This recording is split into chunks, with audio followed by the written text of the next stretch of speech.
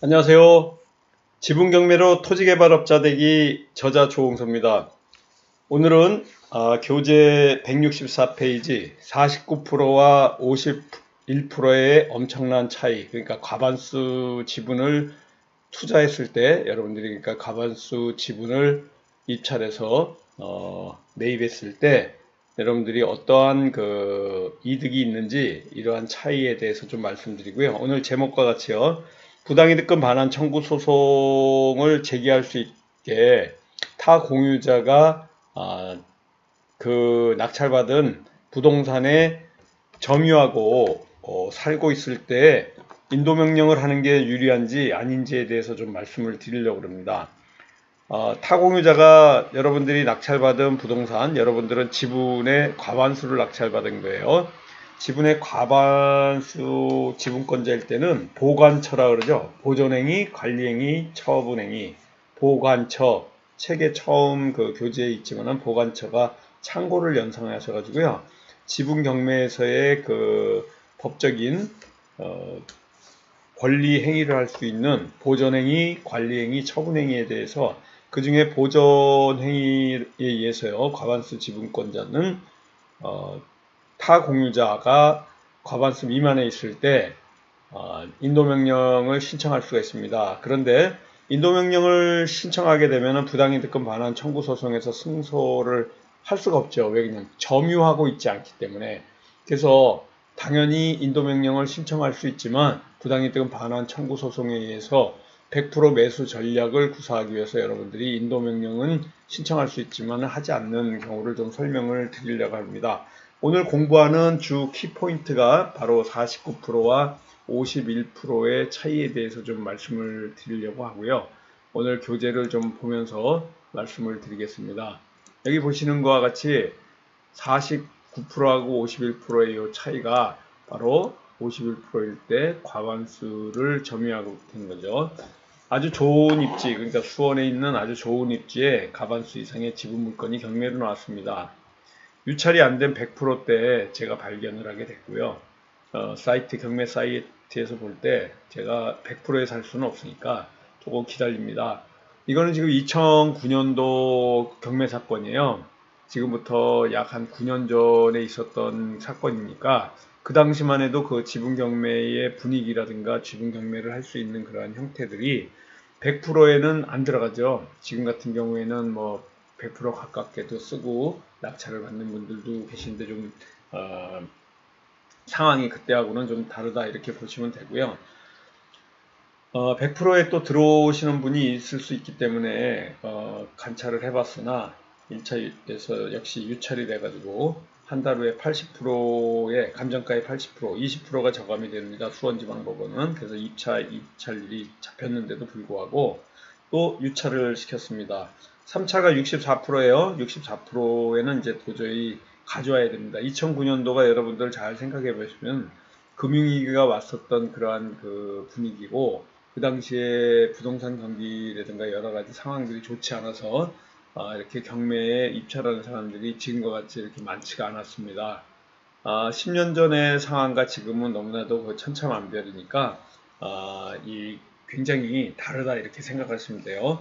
그래서 3차 기일에 제가 정밀 분석을 쭉 하고 가보니까 거의 단독으로 되지 않을까. 만약에 나오더라도 그 감정가에서 조금만 꼬리를 달고 금액을 쓰면 가져올 수 있겠다 이런 그 생각을 하고요.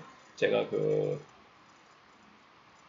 더 쓸래다가 불황에 그때 굉장히 그 상황이 금융이기 때문에 굉장히 심했습니다. 그래서 경매 법정도 상당히 사람들이 많이 안 오고 한산한 가운데 있어서 제가 뒷꼬리를 하나도 쓰지 않고요. 64%에 거의 쓴다고 생각을 하고 있는데 역시 제가 64%의 그냥 낙찰을 받을 수 있었습니다. 과반수인 3분의 2 지분을 가져온 거예요. 3분의 1 지분권자는 그 낙찰받은 부동산에 점유하고 살고 있습니다. 그러면 부당이득금 반환 청구 소송의 대상자고요. 부동산 가압류 신청을 할 수 있는 대상자가 되죠. 그리고 인도 명령 신청의 대상자가 되지만은 그럼에도 불구하고 부당이득금 반환 청구 소송에서 내가 승소하기 위해서는 거기에 점유하고 살고 있어야 되죠. 그렇기 때문에 인도명령 신청을 하지 않았습니다. 인도명령을 할 수 있는 그 근거가 바로 과반수 이상의 지분권자가 보존행위와 관리행위에 의해서 그 타공유자를 인도명령 신청의 대상자로서 제기할 수 있는 이러한 그 권리를 갖고 있어서 그렇습니다. 낙찰을 받고요. 공유자 우선 매수 신청을 당연히 하지 않았고요. 제가 등기를 끝내고 내용 증명을 보내는 게 가장 첫 번째라 그러죠. 등기를 마치고서요. 당연히 낙찰받은 물건의 3분의 2 지분권을 가지고 있는 그 진정한 소유권자라는 내용의 내용 증명을 2번 정도 보냈습니다. 오지 않았습니다.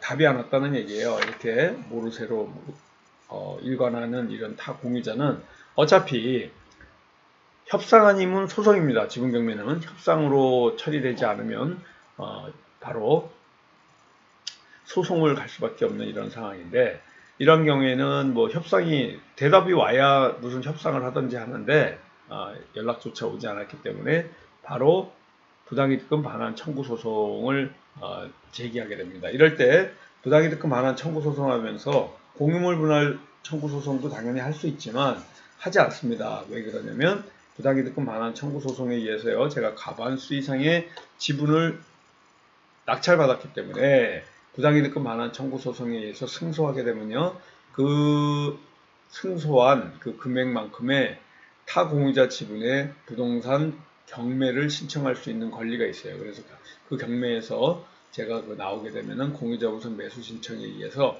100% 3분의 1 지분권을 매수할 수 있는 이러한 전략을 짤 수가 있기 때문에 당연히 인도명령을 신청하지 않고요. 공유물 분할 소송 하지 않고요. 그러니까 두 가지 신청 안 하는 거죠. 부당이득금 반환 청구 소송만 하는 거예요. 인도명령이나 공유물 분할 청구 소송은 하지 않고 인도명령 부당이득금 반환 청구 소송을 제기했다, 이렇게 보시면 되겠습니다. 그래서 그 부당이득금 반환 청구 소송을 1차 변론 기일이 잡혔는데도 불구하고 타 공유자가 나타나지 않았습니다. 그러면 의제 자백으로 그냥 제가 승소하게 됩니다. 원고가. 그래서 집행문 부여받고요. 판결문 승소해서 판결문을 받고 또 집행문까지 부여받아서 그 3분의 1 지분권을 강제경매 신청을 하게 됩니다. 이 강제경매 신청을 하고 여러 가지 등기 신청을 하면서요, 경매 신청 서류를 넣게 되면 등기부등본에 경매 개시 기입 등기가 올라오면서 경매가 진행하게 됩니다. 첫 번째 입찰 기일에요. 바로 이 물건 같은 경우에 100%에 좀 기다렸다가 오게 되면 제가 3분의 1 지분권도 좀 저렴하게 매수했기 때문에 전체 수익률이 굉장히 올라가는데도 불구하고 이 물건은 100%에 다른 낙찰자가, 다른 투자자가 들어왔습니다. 그래서 제가 공유자 우선 매수 신청을 할 수 있는 권리가 있죠. 3분의 2 지분권자이기 때문에. 그래서 오늘 이 물건에 공유자 우선 매수 신청하실 분 이렇게 집행관이 부르길래 입찰자가 나타났다는 얘기예요. 3분의 1 지분권자에. 제가 부당이득금 반환 청구 소송에 의해서 경매를 신청했더니 그 경매에서 나타났는데, 그 사람 나타나서는요, 이 공유자 우선 매수 신청은 잘못된 거다, 이렇게 또 얘기를 해요. 그래서 왜 그러나 들어봤더니 가방에서 주섬주섬 무슨 판례 같은 종이를 꺼내가지고요, 이 사람은 채권자이기 때문에 공유자 우선 매수 신청을 못합니다 라고 얘기합니다. 굉장히 황당한 경우죠. 제가 채권자 맞습니다. 부당이득금 반환 청구 소송에 의해서 부당이득금, 임차료 상당의 부당이득금을 받을 수 있는 채권자고요. 그래서 경매를 신청하게 됐고, 또 저는 3분의 2 지분권자입니다. 이 사람이 채권자인 건 알았지만은 등기부등본을 자세히 안 봤더니 뭐가 헷갈렸나 봐요. 채권자 입장에서는 안 돼요. 당연히 안 되죠. 공유자 우선 매수 신청은 타 공유자만 되는 건데, 제가 채권자 겸 공유자 우선 매수 신청을 할 수 있는 타 공유자라는 사실을 이 사람이 간과한 것 같아요. 그러니까 등기부등본을 자세히 안 본 것 같죠.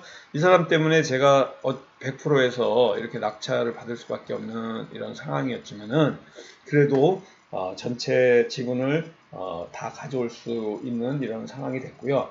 타공유자 3분의 1 지분권자인 타공유자는 이 경매에서도 나가지 않았는데 그때 이제 인도명령 신청을 통해서 집행관을 통해서 나가게 됐습니다. 근데 이 양반은 그런 그 배당이 나오는지도 모르고 있는 이런 상황이에요. 지금 제가 낸 그 3분의 1 낙찰 받으면서 난 그 입찰 가액이요. 그 중에 제가 부당이 됐건 반환 청구 소송에 의한 금액을 받고 나머지 돈을 3분의 1 지분권자가 다 받아갈 수 있죠, 배당으로. 근데 그것조차도 모르고요. 제가 인도 명령에 의해서 그 집에 가서 만나보니까 나갈 돈이 없어서 못 나간다 뭐 이런 얘기를 하더라고요. 그래서 제가 제 차를 타고 바로 법원을 가서 그 배당금 찾으면 됩니다. 그러면 최소한 이사비 내지는 보증금까지 다 찾아갈 수 있다라고 했더니 깜짝 놀라면서요. 가서 이렇게 그 배당까지 받을 수 있었던 이런 상황입니다. 그래서 제가 인도 명령 신청을 처음에 하지 않고 부당이 됐건 반환 청구 소송에 의해서 경매로 낙찰받아가지고 그 전체 지분을 다 매수하게 되는 이러한 전략에 의해서 이제 인도 명령으로 나가게 됐고요. 또 그 집행관에 의해서 인도 명령에 명도가 됐을 때 집안의 내부 인테리어 쫙 해서 동네 부동산 중개업소를 통해 가지고 이렇게 세입자까지 내왔는데요. 이러한 그 전체 프로세스가 처음 1차 낙찰을 받고 3분의 2 지분권을 낙찰받고요. 또 내용 증명도 왔다 갔다 하면서 또 부당이득권 반환 청구 소송에서 승소하고 그 승소에 의해 가지고 또 그 3분의 1 지분권 타 공유자의 지분만큼의 경매까지 해서 낙찰받고 타 공유자가 나가고 이렇게 그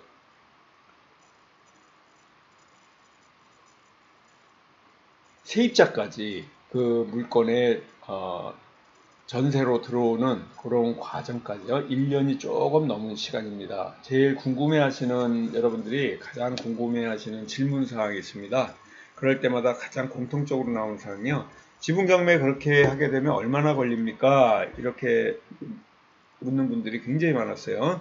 근데 대부분이 이렇게 소송까지 가고 경매까지 그 지분 부당이득권 반환 청구 소송에 의해 가지고 3분의 1 지분권을 이렇게 인도명령까지 해가지고 세입자 놓고 완전한 온전한 100% 내 물건으로 만들 때까지의 기간은 한 1년 조금 넘었던 것 같습니다. 근데 이렇게 시간이 좀 걸리다 보니까 우리가 그 지분 경매의 그 프로세스 중에 가장 중요한 게 소송과 또 협상이라고 했습니다. 그래서 이 같은 경우, 지금 같은 물건 같은 경우에는 협상이 전혀 될 수가 없죠. 낙찰, 첫 번째 낙찰, 3분의 2 지분 낙찰 받은 다음에 내용 증명 보내니까 아예 연락조차 없었으니까 이러한 경우에는 여러분들이 그냥 소송이란 거는 아주 필수적으로 할 수밖에 없는 상황이다. 그래서 지분 경매 물건을 여러분들이 기본적으로 공부를 하시려면요. 나홀로 소송에 대해서 좀 공부를 하셔야 됩니다. 그래서 이 소송을 좀 공부하시기 위해서 우리가 밴드, 여기 지분경매 밴드입니다.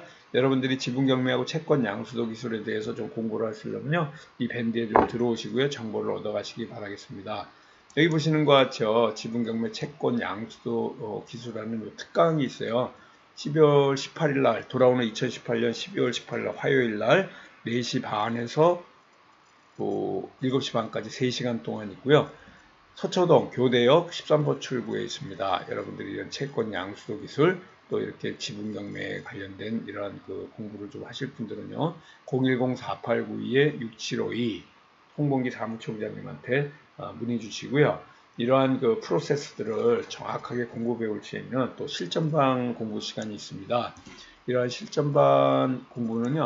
매주 수요일 날 저녁 7시부터 9시까지 조금 전에 말씀드린 그러한 그 똑같은 교대역 13번 출구의 강의실에서 있습니다. 우리 홍봉기 사무총장님하고 통화하시면 되고요. 문의해서 오시면 됩니다. 매주 수요일 날 6개월 과정입니다.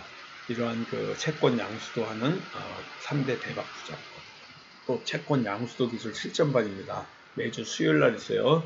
그러니까 여러분들이 지금같이 100% 매수 전략이라든가 이런 것들은요, 모든 그 지분경매에서의 프로세스, 지분경매에서의 그 해결할 수 있는 솔루션에 A, B, C, D가 다 들어있습니다. 낙찰받아서 내용 증명 보내고 타 공유자가 3분의 1 공유자가 점유하고 있기 때문에 그 부당이득이 생기니까 부당이득금 반환 청구 소송 및 가압류, 부동산 가압류를 해가지고요. 그 부당이득금 반환 청구 소송에서 승소해서 그 금액만큼의 그 청구를 할 수 있는 부동산 강제 경매 신청을 통해 가지고 경매로 나오게 되면요, 내가 그 공유자 우선 매수 신청에 의해서 타 공유자 지분을 매수해서 다시 가져오는 이러한 전략을 고사해서 전체 100% 지분을 내 거로 만드는 이러한 그 프로세스가 전체 프로세스입니다. 이런 패턴들이 여러분들이 보시는 것보다도 굉장히 수월하게 공부해 나갈 수 있는 과정이고요. 이러한 그 오늘은 인도명령을 신청하지 않는 지분 그 부당이득금 반환 청구 소송의 이러한 그 대상이 됐을 때 타 공유자를 그냥 인도명령으로 맨 처음부터 낙찰 받자마자 인도명령 신청을 등기 촉탁 신청하면서 같이 하시게 되면요, 부당이득금 반환 청구 소송의 대상자가 되지 않기 때문에 인도명령에서 나가게 되면요, 그래서 인도명령은 신청을 할 수는 있습니다. 신청을 하되 집행은 하지 않는 이러한 그 여러분들이 프로세스를 좀 갖고 있어야 된다. 이게 오늘 제목과 같이 가장 중요한 키포인트다, 이렇게 보시면 되겠습니다.